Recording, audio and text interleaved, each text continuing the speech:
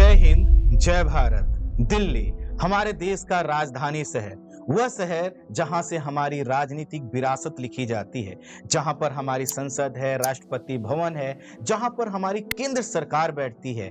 ये सब मिलकर ये डिसाइड करते हैं कि हमारा देश किस रास्ते पर आगे बढ़ेगा, किस तरह की पॉलिसी बनाई जाए, किस तरह से पॉलिसी को एग्जीक्यूट किया जाए। हम बात इस दिल्ली शहर की इसलिए भी कर रहे हैं क्योंकि पॉलिसी बनाने वाला शहर मर रहा है, क्योंकि वायु प्रदूषण अपनी चरम पर पहुंच चुका है। तो कुछ लोग कह रहे हैं कि दिल्ली कुछ सालों की मेहमान है। हम उसी दिल्ली शहर के विषय में बात करने जा रहे हैं जहां पर अक्षरधाम है, लाल किला है, कुतुब मीनार है, बहुत से ऐसे दर्शनीय स्थल हैं जिसको देखने के लिए हर साल लाखों विदेशी सैलानी आते हैं और अपने पैसे से हमारी अर्थव्यवस्था में अपना योगदान देते हैं। बढ़ता हुआ वायु प्रदूषण उनको भी रोक रहा है, अर्थात भविष्य में ये बाहर से आने वाले लोग इस चिंता में कि हम दिल्ली में जाकर बीमार पड़ जाएंगे, हो सकता है ना आए। हम उसी दिल्ली शहर के विषय में बात करने जा रहे हैं जिसके विषय में कहा जाता है कि यहाँ पर कोई भी व्यक्ति भूखा नहीं रहेगा, क्योंकि काम के यहाँ पर इतने अवसर हैं कि हर व्यक्ति कहीं ना कहीं जरूर फिट हो जाएगा। इसीलिए हर साल लाखों युवा छोटे शहरों और ग्रामीण क्षेत्रों से निकलकर दिल्ली की ओर कूच करते हैं। जब वह दिल्ली की ओर बढ़ रहे होते हैं तो उनके मन में एक गीत हिलोरे मार रहा होता है। गीत की पंक्तियां कुछ इस प्रकार हैं कि नौकरी मिलेगी तो क्या होगा, जिस्म पर सूट होगा, पाँव में बूट होगा, हाथों में गोरी का हाथ होगा। स्वाभाविक है, जो व्यक्ति यहाँ पर रोजगार की तलाश में आया है उसको रोजगार मिल जाता है, सूट बूट भी मिल जाता है, लेकिन उसमें वह चमक नहीं रहती, क्योंकि जब वो इस सूट बूट को पहनकर वह बाहर निकलता है तो उसको पता चलता है दिल्ली की तो वायु इतनी प्रदूषित हो गई है कि हर जगह धूल है, धुआं है और राख है, जिसके कारण उसके सूट बूट की चमक फीकी पड़ जाती है। जिस गोरी का हाथ उसने थामा था, अब उसके मेकअप का कलर उतना अच्छा नहीं रहता है, अर्थात उसका गोरापन कम हो जाता है, क्योंकि वायु प्रदूषण उसके मेकअप को फीका कर देता है।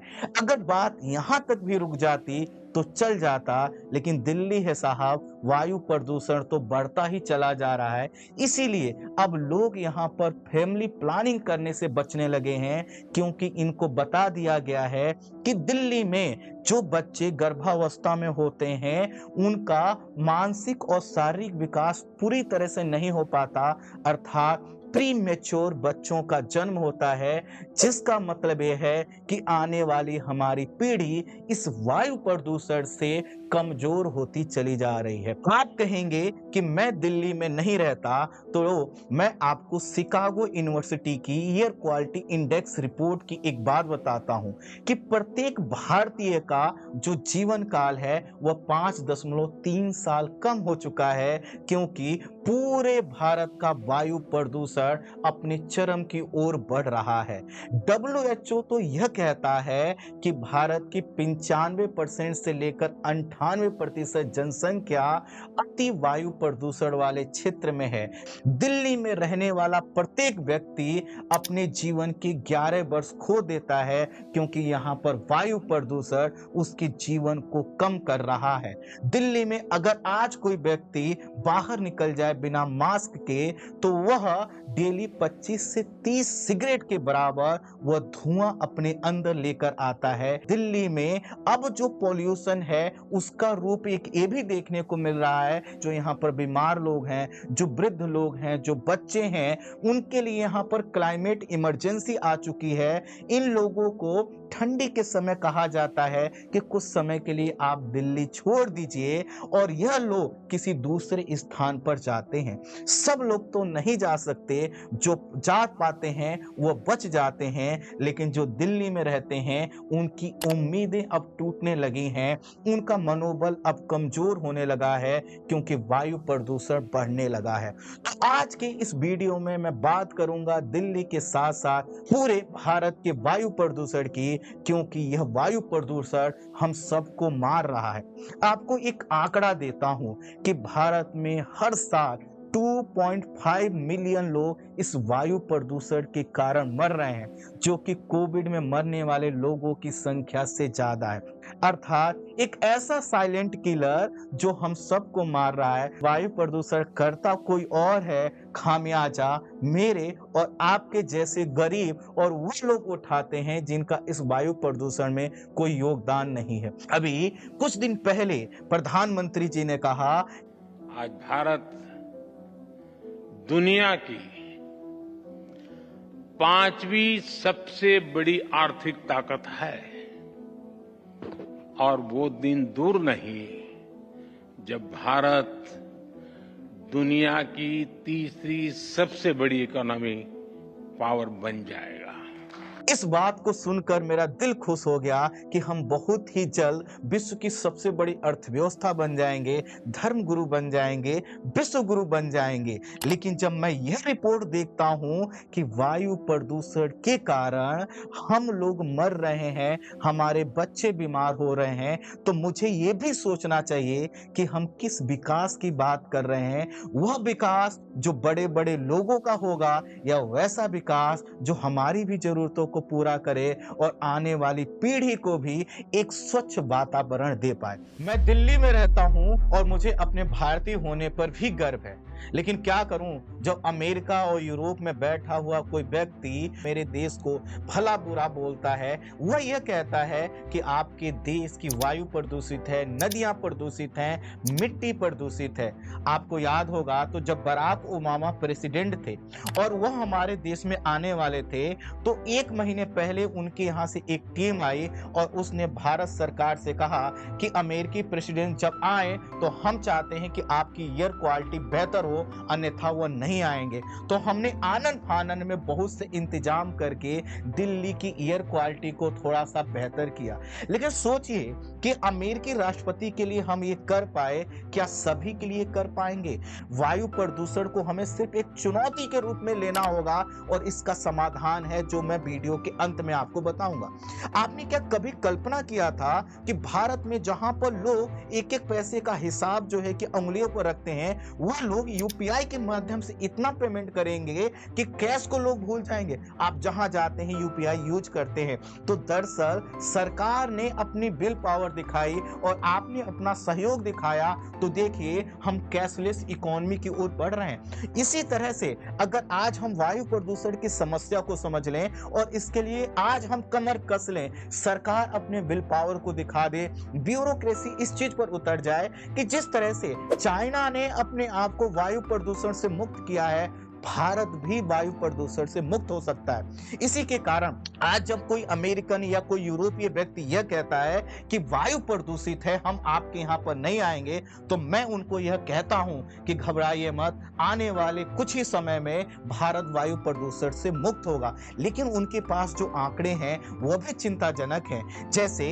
वर्ल्ड एयर क्वालिटी रिपोर्ट 2023 यह बताती है कि बांग्लादेश और पाकिस्तान के बाद भारत तीसरा सर्वाधिक वायु प्रदूषित शहर है। ठीक इसी तरह से जब विश्व के सबसे प्रदूषित शहरों की हम सूची निकालते हैं तो 100 शहरों में से 30 से अधिक शहर हमारे भारत के होते हैं। और इन बड़े बड़े शहरों में रहने वाले युवा, यहाँ के लोग अपना दम तोड़ रहे हैं, अपनी उम्मीदें तोड़ रहे हैं और अब उनके मन में एक ही ख्याल आता है कि जिंदगी की तलाश में हम मौत के कितने करीब आ गए। मौत के करीब सिर्फ वह नहीं आए हैं, अगर आप भारत के किसी भी छोटे शहर में रहते हैं और आपके यहाँ पर भी डेवलपमेंट की गतिविधियां चलती हैं, अर्थात कोई छोटी मोटी फैक्ट्री चलती है, सड़क बनता है, गरीबी में लोग जो है कि लकड़ी जलाते हैं, आपके यहाँ पर भी लोग गाड़ियों से चलते हैं, अर्थात जीवाश्म ईंधन का दहन होता है, तो WHO के मानक के अनुसार आपके भी जिले की वायु प्रदूषित है। जो बीमारियां बढ़ती चली जा रही हैं, खासकर हार्ट अटैक जैसी समस्याएं, सांस जैसी समस्याएं, हमारी इम्यूनिटी का कमजोर होना, इन सब का संबंध है हमारे वायु प्रदूषण से। अगर हम थोड़ा सा सजग हो जाएं, कुछ चीजों पर हम अभी से काम करना चालू कर दें, तो हम वायु प्रदूषण का मुकाबला चाइना से भी बेहतर कर सकते हैं। यह तर्क मत दीजिएगा कि वायु प्रदूषण उन देशों में होता ही है जहां पर जनसंख्या ज्यादा होती है। चाइना की जनसंख्या भी लगभग हमारे बराबर ही है, हमारा पड़ोसी मुल्क चाइना, जिससे हमारा 36 का आंकड़ा रहता है। जब भी हम चाइना का नाम सुनते हैं हमारा खून खौल जाता है। ऐसा लगता है कि हर कुछ चाइना ही हमारे यहाँ पर बेच रहा है। इसीलिए वर्ष 2014 में जब चुनाव हुआ और प्रधानमंत्री जी को हमने गद्दी सौंपी, तो उनसे हमारी एक ही उम्मीदें थी कि चाइना को उसकी औकात बता दीजिए, हमारे यहाँ पर मेक इन इंडिया या इंडिया के प्रोडक्ट को इतना बढ़ावा दिया जाए कि चाइना रुक जाए। सबसे बड़ी बात यह है, ना तो भारत में कुछ बदला है, ना चाइना में कुछ बदला है। वहां के राष्ट्रपति भी वही हैं और हमारे यहाँ के प्रधानमंत्री भी वही हैं। लेकिन बावजूद इसके हम देखते हैं कि चाइना के साथ हमारा संघर्ष बना हुआ है। जब भी चाइनीज सोल्जर हमारे बॉर्डर पर दिखाई देते हैं, हमारा मन करता है कि प्रधानमंत्री जी अगर हमसे बोल दें तो हम इनकी खोपड़ी फोड़ दें। लेकिन उस चाइना से आज थोड़ा सा हम सीखने का प्रयास करेंगे। चाइना का जो बीजिंग शहर है, वहां पर 2005 से लेकर 2015 तक इतना ज्यादा वायु प्रदूषण था कि वहां पर लोगों के लिए मैंडेटरी था कि वो मास्क लगाकर निकले। लेकिन चाइना को ओलंपिक करवाना था, अपनी ताकत दिखानी थी, पैसे की क्षमता दिखानी थी, टेक्नोलॉजी का लेवल दिखाना था। इसलिए उसने कसम खाया कि वो बीजिंग को वायु प्रदूषण से मुक्त करेगा। इसलिए उसने सबसे पहले आर्टिफिशियल रेन अर्थात कृत्रिम वर्षा का सहारा लिया। कृत्रिम वर्षा के माध्यम से उसने वायु प्रदूषण कुछ कम किया। लेकिन उसको भी पता था कि अगर हमें लॉन्ग टर्म में वायु प्रदूषण को समाप्त करना है तो बहुत सी अन्य कार्य करने होंगे। इसीलिए उसने स्ट्रॉन्ग विल पावर दिखाया, अपनी ब्यूरोक्रेसी से कहा कि आपको जिस तरह की नीतियां बनानी है, जितनी कड़ाई से उन नीतियों को एग्जीक्यूट करना है आप कीजिए, लेकिन हम इस शहर को वायु प्रदूषण से मुक्त होते हुए देखना चाहते हैं। इसी के लिए वहां पर ऐसी नीतियां बनाई गई जिसके तहत साइकिलिंग और पैदल चलने को जो है कि वहां पर बढ़ावा दिया गया। जो पब्लिक ट्रांसपोर्ट है उस पर कई तरह की छूट दी गई। जो बड़ी बड़ी गाड़ियों को लेकर चलते थे या जो गाड़ियां खरीदते थे उस पर टैक्स बहुत ज्यादा बढ़ा दिया गया। जो टेक्नोलॉजी पुरानी थी उसको नई टेक्नोलॉजी में कन्वर्ट किया गया। रूल्स और रेगुलेशन को जबरदस्ती फॉलो करवाया गया और वही चाइना का बीजिंग शहर आज वायु प्रदूषण से मुक्त हो चुका है। हमें सिर्फ बीजिंग से नहीं, हमें कुछ लंदन से भी सीखना चाहिए। लंदन के साथ तो वैसे भी हमारा बहुत पुराना जुड़ाव है। लंदन हो या यूरोप के कोई अन्य शहर, वहां पर भी वायु प्रदूषण की समस्या 1940 के दशक में थी। दरअसल कोई भी देश, कोई भी शहर जब विकासशील गतिविधियां अपनाता है, प्रोडक्शन करता है, वहां पर व्यवस्थाएं नई नई होती हैं तो वायु प्रदूषण बढ़ ही जाता है। लंदन में तो 1952 से लेकर 1954 के बीच लगभग 12,000 लोगों की मृत्यु वायु प्रदूषण के कारण हो गई, स्मोक के कारण हो गई। तो उसने ये डिसाइड किया कि वह अपने उद्योगों को शहर से दूर ले जाएगा, टेक्नोलॉजी को अपग्रेड करेगा, लोगों को अवेयर करेगा और लोगों को बताया गया कि किन किन कार्यों से वायु प्रदूषण हो रहा है। लोगों ने भी उस चीज को एडॉप्ट किया और लंदन भी वायु प्रदूषण से मुक्त हो गया। आज उसी लंदन में लोग बैठकर दिल्ली के विषय में कहते हैं कि दिल्ली बहुत प्रदूषित है, लेकिन जो मैं समाधान बताने वाला हूं, अगर उसको अपना लिया गया और आपने वो बात सरकार तक पहुंचा दी तो न सिर्फ दिल्ली वायु प्रदूषण से मुक्त होगा बल्कि हमारा देश भी वायु प्रदूषण से मुक्त होगा। अब आपके मन में जिज्ञासा होगी कि सर इस वायु प्रदूषण को थोड़ा सा डिफाइन कर दीजिए ताकि हम एग्जैक्टली समझ सकें कि आखिर वायु प्रदूषण है क्या, और हमें यह बता दीजिए कि हमारा शहर, हमारा देश, हमारा राजधानी शहर किस कारण से प्रदूषित हो रहा है। तो मैं दिल्ली के प्रदूषण के माध्यम से पूरे देश के वायु प्रदूषण को समझाने का प्रयास करने जा रहा हूं। जो कारण दिल्ली के वायु प्रदूषण का है वही कारण हमारे देश का भी है, वही कारण आपके शहर का भी है।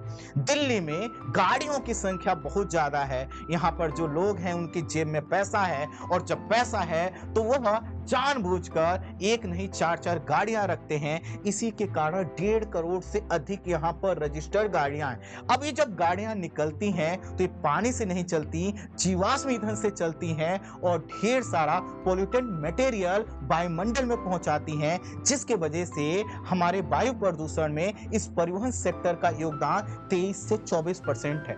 इतनी बड़ी जनसंख्या है, इतने धनाढ्य लोग हैं तो स्वाभाविक है कूड़ा कचरा भी ज्यादा करेंगे। चले, जैसा कि आप और हम सब भी करते हैं, तो 23 से 24% योगदान इस कूड़े कचरे का भी है। दिल्ली में आपको नेचुरल पहाड़ नहीं मिलेंगे, लेकिन ये कूड़े करकट के पहाड़ आपको मिल जाएंगे। तो जहां पर ये कूड़ा करकट है वह जलता है, या आप जहां पर कूड़ा करकट जलाते हैं, इससे भी वायु प्रदूषित होती है, और दिल्ली के वायु प्रदूषण में इसका योगदान परिवहन के समकक्ष है।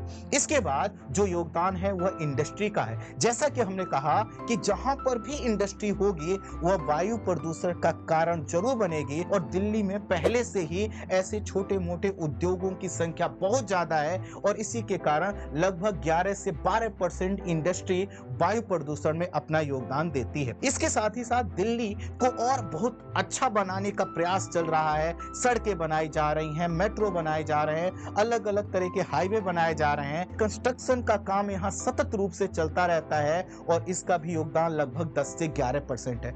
अब आप कहेंगे कि सर पराली, तो पराली जलाने की वजह से अब जो दिल्ली में प्रदूषण होता है उसका योगदान 7 से 8% है। पहले इसका योगदान ज्यादा था, लेकिन अब बहुत से किसान पराली को नहीं जलाते हैं, इसके वजह से पराली का योगदान बहुत ज्यादा नहीं है। पटाखों की वजह से जो पोल्यूशन होता है उसका योगदान 3 से 4% है। दरअसल दिल्ली की वायु पहले से इतनी प्रदूषित हो चुकी होती है कि थोड़े बहुत पटाखों की वजह से यह वायु प्रदूषण अपने पीक पर पहुंच जाता है। तो दरअसल हमारी समय की डिमांड यह है कि हम न सिर्फ डेवलपमेंट करें, बल्कि इस तरह से डेवलपमेंट करें कि वायु प्रदूषण ना हो सके। अच्छा, ये वायु प्रदूषण है बहुत खराब चीज, ये दो देशों के रिश्तों को भी खराब कर दे रहा है। पाकिस्तान का जो लाहौर शहर है, वहां का वायु प्रदूषण इतना खराब हो गया है कि वहां पर लोगों को चेतावनी दी जा रही है कि बिना मास्क के अगर बाहर निकले तो ऊपर वाला अपने पास बुला लेगा, और उसके लिए पाकिस्तान वाले भारत को रिस्पॉन्सिबल ठहरा रहे हैं। वह कह रहे हैं कि वो लाहौर में जो वायु प्रदूषण है वह भारत की वजह से है। भारत के लोगों ने ज्यादा पराली जला दिया, ज्यादा पटाखे चला दिए, इसी की वजह से लाहौर में जो वायु प्रदूषण है वह 1000 के आंकड़े को पार कर गया है। 1000 का आंकड़ा समझते हैं, इतनी खराब वायु कि अगर हम 2 घंटे 4 घंटे उसमें रह लें तो हम भगवान को प्यारे हो जाएं। तो हमें यह समझना होगा कि आखिर ये वायु प्रदूषण मापा कैसे जाता है, और कौन कौन सी ऐसी गैसें हैं जिनकी मात्रा इस वायु प्रदूषण का कारण बनती है। तो सबसे पहले हम भारत के संदर्भ में समझते हैं। हमारे यहाँ पर नेशनल एयर क्वालिटी इंडेक्स है, जिसमें 8 गैसों के आधार पर वायु प्रदूषण को मापा जाता है। 8 गैसें कौन सी हैं? PM 2.5, PM 10, nitrogen dioxide, sulphur dioxide, carbon monoxide, ozone और अमोनिया तथा सीसा। इन गैसों की मात्रा किसी भी स्थान पर अगर बढ़ती है तो वहां पर वायु को प्रदूषित माना जाता है। आपने बड़े बड़े शहरों में देखा होगा, अब तो छोटे शहरों में भी इस प्रकार की स्क्रीन लगती है जिसमें यही इंडेक्स दिखाया जाता है। आपने देखा होगा ये बड़ी बड़ी टीवियों पर कुछ नंबर लिखे रहते हैं। किसी स्थान पर अगर एयर क्वालिटी 0 से 50 तक है तो इसका मतलब है कि वहां की वायु बहुत साफ है।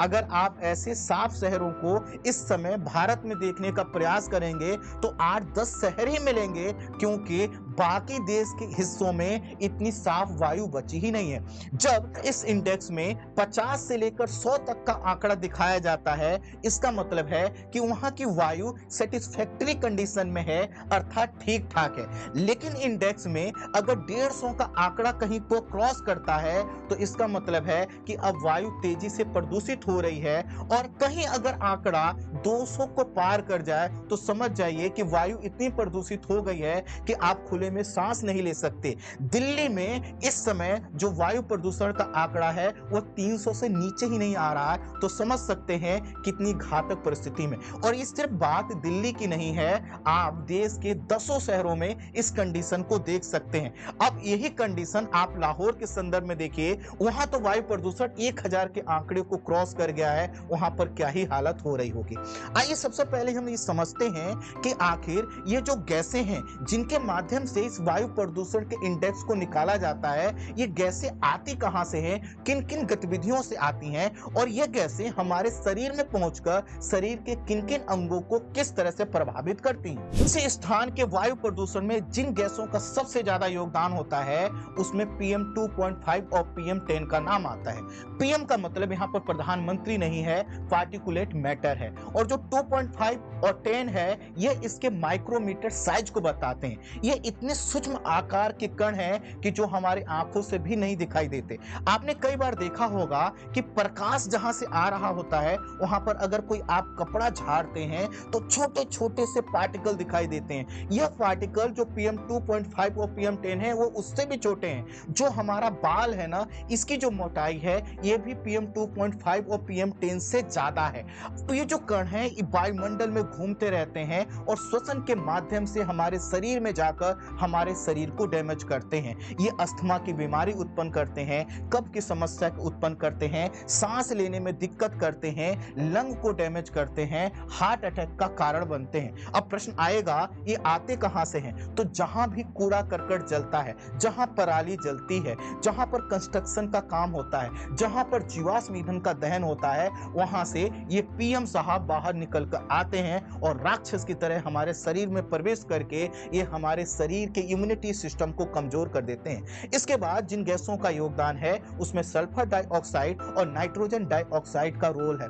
ये जो गैसें हैं ये सम्मिलित रूप से एसिड रेन का भी कारण बनती हैं और शरीर में जाकर हीमोग्लोबिन की मात्रा को कम कर देती हैं, डायबिटीज को बढ़ावा देती हैं, आंखों में जलन उत्पन्न करती हैं। ये कहां से आती हैं? जहां फिर भी कोई इंडस्ट्री होती है, जहां पर भी कोई थर्मल पावर प्लांट होता है, जहां पर भी जीवाश्म ईंधनों का दहन होता है, वहां से गैसें बाहर आती हैं। तो अगर आपके चारों ओर ऐसी कोई एक्टिविटी हो रही है तो समझ जाइए आपके यहाँ पर भी वायु प्रदूषण हो रहा है। जो चाहे PM 2.5 की बात हो, PM 10 की बात हो, सल्फर डाइऑक्साइड की बात हो, नाइट्रोजन डाइऑक्साइड की बात हो, ये तो हर जगह हो रहा है। अर्थात जितने भी कारण मैंने बताए वो सब आपके चारों ओर हो रहे हैं। तो इसी में अगली जो गैस है वह है कार्बन मोनोऑक्साइड, जिसके वजह से हमारा दम घुट जाता है। जहां पर भी जीवाश्म ईंधनों का अपूर्ण दहन होता है वहां पर कार्बन मोनोऑक्साइड निकलती है। जो आप सिगरेट का धुआं छोड़ते हैं उससे भी कार्बन मोनोऑक्साइड निकलती है। तो जितने प्रकार के जीवाश्म ईंधन अपूर्ण तरीके से उनका दहन होता है उन सभी जगहों से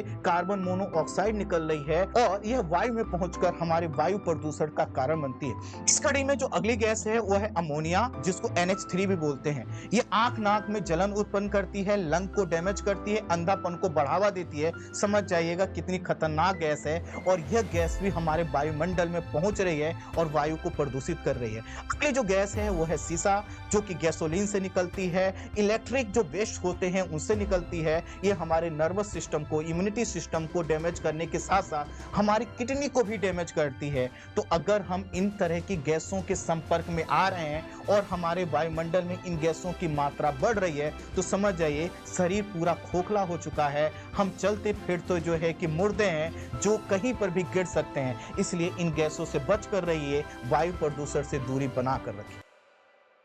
वायु प्रदूषण पर इतनी बात कर लेने के बाद अब आपके मन में भी यही होगा कि सर अब समाधान बता दीजिए कि क्या समाधान है ताकि हम आपकी बात को सरकार तक और सभी लोगों तक पहुंचा सकें। तो देखिए वायु प्रदूषण कोई बहुत बड़ी चुनौती नहीं है। बीजिंग ने, लंदन ने, बहुत से अन्य शहरों ने इस समस्या, इस चुनौती को बहुत अच्छे से टैकल किया और आज वह स्वच्छ वायुमंडल में रहते हैं, स्वच्छ वायु को एंजॉय करते हैं। हम भी कर सकते हैं। हमारे देश ने तो बहुत विषम परिस्थितियां झेली हैं। आपको पता है ना 1960 के दशक में ऐसी कंडीशन थी कि हमारे पास खाने का पर्याप्त अनाज नहीं था। हमने अमेरिका से अनाज मांगा, उसने वह अनाज दिया जो वहां के जानवर नहीं खा सकते थे। हमारे देश के लोगों ने उसको अपने आत्म स्वाभिमान से जोड़ा और कहा कि हम तुम्हें कर कर दिखाते हैं। हरित क्रांति का सहारा लिया और आज न सिर्फ हम अनाज के मामले में आत्मनिर्भर हैं बल्कि हम एक्सपोर्ट भी करते हैं और हम पूरे विश्व को सहायता भी बेचते हैं। ठीक इसी तरह से हम वायु प्रदूषण को अगर एक चुनौती के रूप में स्वीकार कर लें तो क्या ही इसकी मजाल है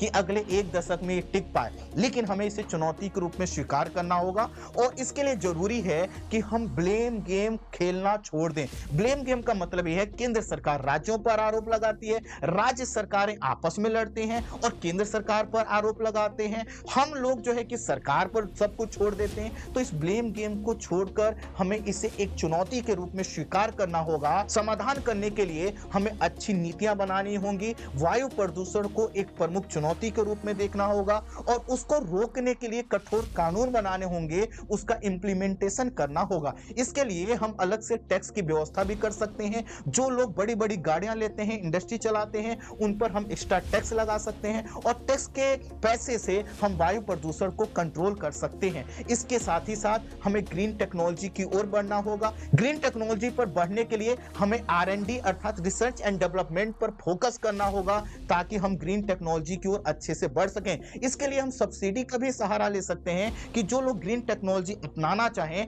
हम उनको सब्सिडी दें, जो लोग ग्रीन टेक्नोलॉजी को तेजी से खुद से स्वीकार करें हम उनको सम्मानित करें और जो ग्रीन टेक्नोलॉजी से भागे हम उसको सजा भी दें। इसके अलावा हमें अपनी इंडस्ट्री को शहरों से दूर ले जाना होगा और जितने भी इंडस्ट्रियल क्षेत्र हैं उनके चारों ओर ग्रीन कॉरिडोर बनाना होगा ताकि वहां का वायु प्रदूषण अन्य क्षेत्रों में ना पहुंचे। इसके साथ ही साथ जो भी वेस्टेज निकलते हैं जैसे कूड़ा करकट जहां से भी निकलता है उसका सही से समाधान करना होगा। अगर हम कूड़ा करकट का सही समाधान कर ले गए तो वायु प्रदूषण की बहुत बड़ी समस्या से हम मुक्त हो सकते हैं। अगली जो चीज आती है वो है पराली का। तो पराली की भी समस्या का समाधान ये हो सकता है कि छोटे छोटे जो इथेनॉल प्लांट हैं उसमें इसका प्रयोग होता है, तो छोटे छोटे इथेनॉल प्लांट को हम बढ़ावा दें। पैकेजिंग के कार्य में पराली का उपयोग होता है, तो ऐसे स्टार्टअप जो पैकेजिंग के कार्य में लगे हुए हैं सरकार उनको विशेष छूट दे। पराली से कई तरह के बाई प्रोडक्ट बनाए जाते हैं, ऐसी इंडस्ट्री और ऐसे उद्योगों को हम बढ़ावा दे सकते हैं। पराली को खेत में सड़ाकर हम कैसे नेचुरल फर्टिलाइजर, ऑर्गेनिक फर्टिलाइजर प्राप्त कर सकते हैं, इस प्रक्रिया को बोला जाता है मल्चिंग, तो हमें मल्चिंग को बढ़ावा देना होगा। अगली चीज है कि लोगों को भी समझना होगा और सरकार को भी लोगों को यह समझा देना होगा देश आपका है तो संरक्षण भी आपको करना होगा। इसलिए जापान के लोग जिस तरह के सफाई को अपनाते हैं, जिस तरह के स्वच्छता के मानक को अपनाते हैं, उसी तरह के वैल्यू को हमें अपने से जोड़ना होगा। समुदाय के स्तर पर देखें तो सबसे पहले हमें अपने लाइफ स्टाइल को चेंज करना होगा। हम हर जगह कंक्रीट के जंगल बना रहे हैं, पेड़ों को काट रहे हैं, नदियों को, तालाबों को, जल के स्रोतों को सुखा रहे हैं, उसे रोकना होगा। जितना संभव हो ग्रीनरी लगाना होगा, घासों को लगाना होगा, पेड़ को लगाना होगा और सबसे बड़ी बात है दिखावा को छोड़ना होगा, क्योंकि इसी दिखावे की वजह से हम बड़ी बड़ी गाड़ियां ले रहे हैं, बड़े बड़े आलीशान चीजें बना रहे हैं जिनसे वायु प्रदूषण हो रहा है। इसके साथ साथ हमें पर्यावरण हितैषी नीतियों को अपनाना होगा और ये समझना होगा कि आज हम जिस पर्यावरण को बचा रहे हैं इसका लाभ हमारी आने वाली जनरेशन को ही मिलेगा। साफ सफाई, कूड़ा का प्रबंधन अच्छे से करना होगा। हमारे घरों से जो धुआं निकलता है उसको रोकना होगा और कम से कम धुआं निकालना होगा। ग्रीन जो हमारे पास ईंधन है उसका प्रयोग करना होगा। उद्योगों के लिए जरूरी है कि वह CSR का जो पैसा है वह उसका अधिक से अधिक प्रयोग ग्रीनरी को बढ़ावा देने में करें, ग्रीन टेक्नोलॉजी को अपनाएं, पर्यावरण हितैषी नियमों को अपनाएं, तभी हम जाकर जो है कि पर्यावरण के सभी पक्षों को देख सकते हैं। और इसी के साथ हमें मिलजुल कर ग्राउंड लेवल पर, जमीनी सतह पर उतर कर काम करना होगा।